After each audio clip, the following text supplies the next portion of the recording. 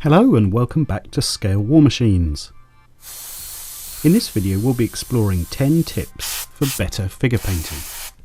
Specifically we'll be exploring painting faces and flesh on 1/35th scale model figures using water-based acrylics. This video is designed for beginners looking to get better results, and it updates a video we made back in 2013, which has been one of our most popular releases. We thought it would be fun to see how the methods used then have changed, and explain in a tutorial how we currently paint these smaller figures using the latest techniques. Maybe some of these approaches will appeal to you or help you with your builds. It will be in a top 10 format to keep it simple and accessible to all. So let's get started. Even though Scale War Machines covers a lot of different subject areas, especially vehicles and weathering, our videos on painting figures and busts always seem to attract viewers and plenty of comments. Our recent videos have covered painting busts with acrylics, and you can find a list of all of them in the description below. In the video we made a few years back, Vallejo paints were used to paint the face on a 1/35th scale French tanker figure. So what has changed, if anything, since making that film? Well, quite a lot, and it's mainly the result of experimenting a lot more with different techniques on much larger scale figures. Do we still use acrylics? Yes, mainly due to the speed at which a figure can be painted. They're still our go-to paint medium. Would we still recommend Vallejo? Yes, absolutely. They are fantastic paints. But as you'll see, there are plenty of other paint ranges we regularly use too.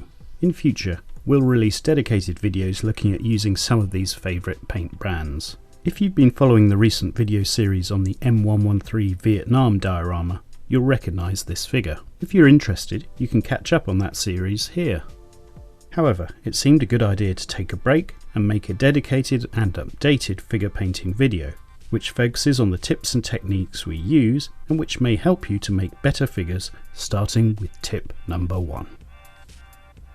The first tip is to prep your figures. In truth, we don't always wash them before painting, mainly due to laziness, and we get questioned about this a lot. But cleaning your figures in water and a mild detergent, then rinsing and letting them dry, will leave a clean, contaminant-free surface for future paint coats. The last thing you need is dust ruining your finish, so it's certainly a good idea. If you're in a hurry, giving figures a blast with an airbrush or an air blower is a sensible alternative, and we find this shifts most of the dust. What it won't do is get rid of any chemical contaminants like mold release agents or finger grease. Tip 2. The next tip is to prime the figure with a uniform flat primer base, generally in a dark colour. Manufacturers make all sorts of primers, but acrylic surface primers are a good, safe bet. A decent primer will flatten down and leave details crisp, clean and defined, even if applied quite thickly. The figure here is primed with an acrylic polyurethane primer by AK Interactive, but Vallejo, Ammo, Life Color, Alcad and others make similar products. Get an even coat all over and slowly build up layers. If you don't own an airbrush, use a rattle can primer instead. Sometimes a rattle can is a lot quicker and easier without the hassle of airbrush cleanup. Games Workshop and Andrea both make excellent canned primers, or you can use an off-the-shelf automotive primer too. You'll notice the figure is mounted on a holder for ease of handling during painting, which brings us neatly to tip number 3. Whether you make your own or use a dedicated product like this handle from RP Tools, find a way to hold the figure and manipulate it without touching or damaging the finish. Some people use corks, others use a pedestal base or squares of scrap material. Either way, it needs to keep the figure easily accessible and stable. If you want to find out more about this particular tool, there'll be a link in the description. Let's move on to tip number 4. With the figure secured and primed, it's now time to add what's called a zenithal highlight. Gently mist a light coat over the figure from directly above. Take some white or any pale colour like grey. You'll see that the paint lands vertically downwards and highlights the figure. This represents a top light illuminating the figure, just as the midday sun would. It will cast shadows and help you identify where the shadows and highlights fall. The shadows, meanwhile, retain the black primer in the darkest areas.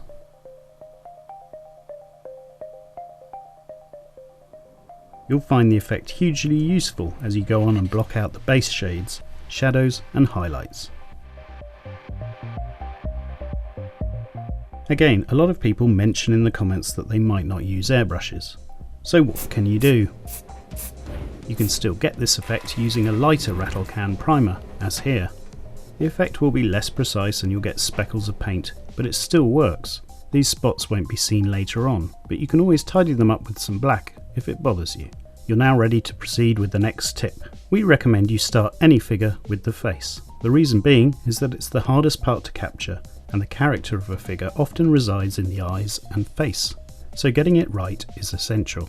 Also, any mistakes won't have any effect on the main uniform, which is often more intricate or time-consuming to paint. And when you use flesh tones, use a dedicated acrylic face painting set. As a beginner, you don't want to be mixing custom shades. A set will take away a lot of the guesswork. There are a number of great sets on the market. Often they come with some sort of guide to walk you through the process. This particular one is by Vallejo, but there are plenty more from other manufacturers. All these paint ranges are excellent, and we intend to post a comparison at some point down the line. The key to any brushed on acrylic paint is thin, semi-translucent coverage. You need to understand that coverage is not their forte. They become excellent at coverage, tonality and contrast only when built up in repeated thin layers. Something that can help you build up these multiple thin layers is the subject of our next and sixth top tip. We don't always use one, but a wet palette can definitely be a great help to a beginner. There are various designs, but the idea is to keep your paints fresh, liquid and workable, enabling you to apply coat after coat. Keeping acrylics moist also helps massively with the blending stages you'll see later on. Because acrylics dry so fast, the wet palette lets them remain workable and usable for a longer period by trapping moisture and slowing evaporation. You can seal the box when not in use and they remain completely usable, sometimes for many weeks, even months. This is AK Interactive's set, which comes with a container, foam, wipe and sheets of paper that hold the paint. Water is added to the tub and the paints will stay moist. In most conditions, a wet palette is enough to keep paints workable. In very hot summer conditions it may not work as well, in which case you can add a product like Retarder, which will slow drying time a bit more. Using your wet palette, repeated paint coats can be applied. You can see the opacity and coverage improve with each semi-translucent thin coat. And that is tip number 7. Using the excellent step-by-step guide in the Vallejo set, the first colour is applied. It's reference 876 Brown Sand. All future paint references will be called out in the on-screen graphics, right here. Do not expect everything to work immediately. The results will take time. Painting with acrylics is about building everything up to an end effect, not seeing it come together immediately. Patience and a longer term goal in mind using multiple coats is paramount. With that thought in mind, the eyes are the trickiest part of any figure, and here too it takes time to get them to look right. Don't expect instant results, instead work progressively. Tip 8. Good brushes with a fine tip will help you a lot to get better results, and there'll be a link to our video explaining the Hysterex sable brushes mostly used on scale war machines. In the 2013 video the eyes were painted first, and that's still a good option. With a nicely cast head, like this Hornet aftermarket item, the eyes were cleanly and crisply cast, so you can in this case paint the eyes at the same time as the rest of the face. If you do it first, or as here a bit later, the key tip is not to over-obsess about getting it right first time.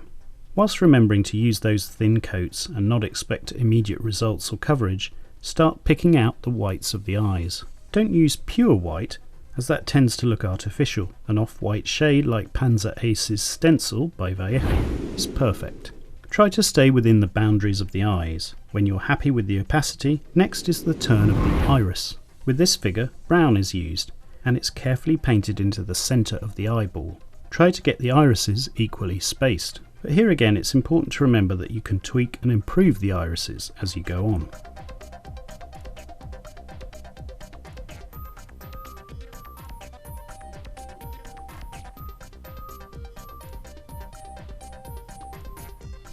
Depending on the scale, it may be impossible to apply a black pupil. You can see this done in our larger scale painting tutorials. A common practice at all scales is to put a gleam, a speck of white, or at least a lightened highlight, just to get the eye's iris to pop and look lifelike.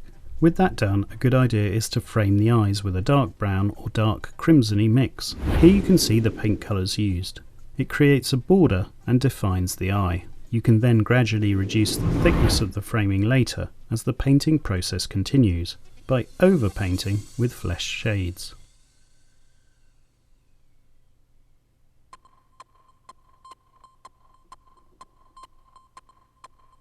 With the eyes blocked out, it's time to continue with the face and flesh tones and our next tip. This is crucial and is a new stage not seen in our previous video. It is to blend your highlights and shadows with a dry, flat brush. This is the biggest secret of these types of paint. Credit for adopting this has to go with Dave Youngquist of the excellent Last Cavalry Miniatures YouTube channel, who opened our eyes to this way of working. It's especially effective on larger scale miniatures, but the same applies with smaller ones. Using a flat brush this way feathers the edges and smooths everything out. It also dries the paint as you go and sort of works a little like dry brushing. Overall though, a bit like with makeup, it's about blending and smoothing out the shades. You don't want stark contrasts between shades, but smooth, blended graduations.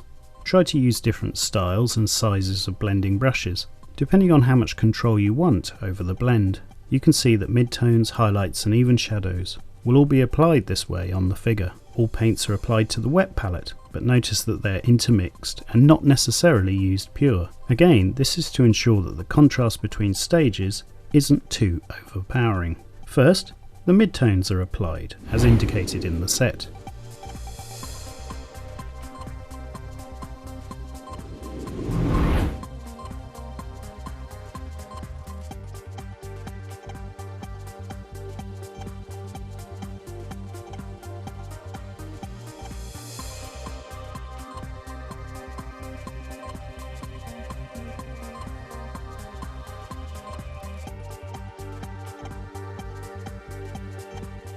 This is followed by the highlights. These require progressively lighter shades applied very thin and blended as you see here. It's important to remember that if any highlight or shadow is too stark, it can be toned down with a thin coat or glaze of one of the mid-tone mixes on top. Again, smoothed out after application. Keep working the face and blending in new highlights. The arms and hands were painted in exactly the same way.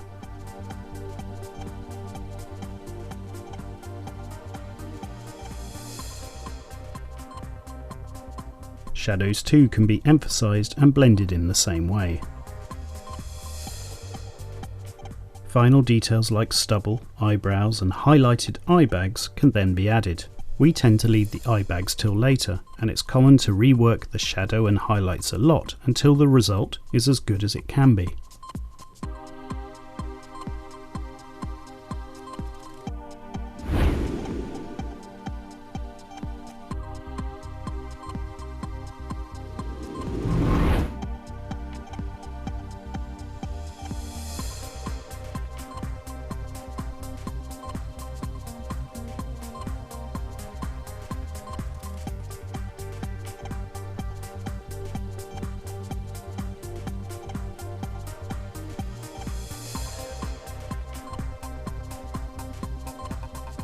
That really brings us to the last tip.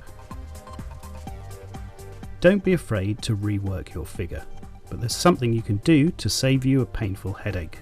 As you can see with this figure, it's almost done, but we couldn't help ourselves from doing more reworking and tweaking, particularly the eyes. That's fine as long as you seal and protect all the hard work done before. So our final tip is to use varnishes. A varnish or product like clear will add a protective coating, allowing you to protect previous work and safely remove any mistakes, if you're quick enough, with a bit of water.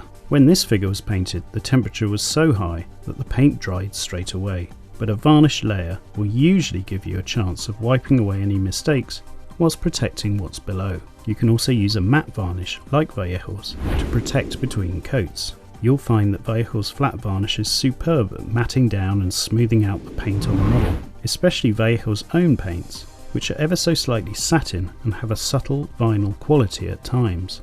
It never ceases to amaze just how effective a coat of Vallejo matte varnish is at making a figure look flattened down, generally better, and unified, as well as much more realistic, so make sure you get some.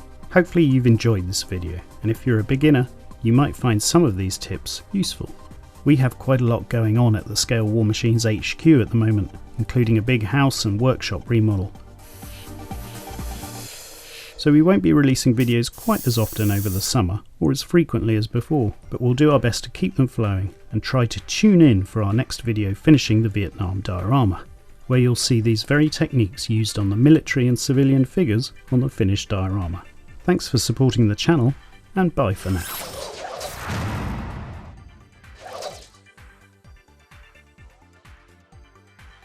Subscribe for our latest videos.